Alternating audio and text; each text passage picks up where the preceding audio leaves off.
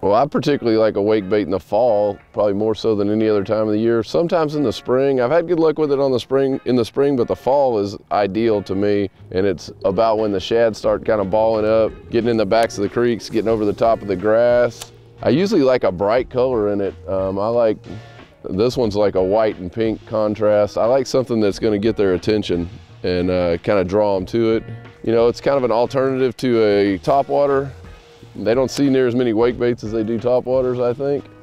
So it gives me something to cover water with, fish pretty fast, try to get it in front of a lot of fish, and then show them something a little bit different in particular. This particular wake bait, it's not that big, it's 80 millimeters, so it's something that'll get a lot of bites. The big wake baits can be good also, but you tend to limit yourself on the amount of bites, so you better be around a lot of quality fish if you're gonna throw the really big ones.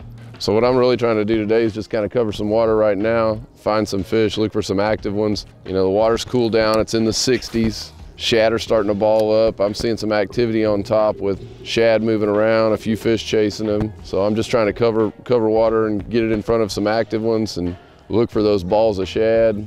Backs of the creeks tend to be good this time of year when the water gets down in the 60s for the first time. Water looks real good in here. Clarity on the main lake's not as good, which probably also is helping the bite in the creeks because I think it's probably turning over a little bit out there. For me on the wake bait, I just as soon almost have monofilament as anything.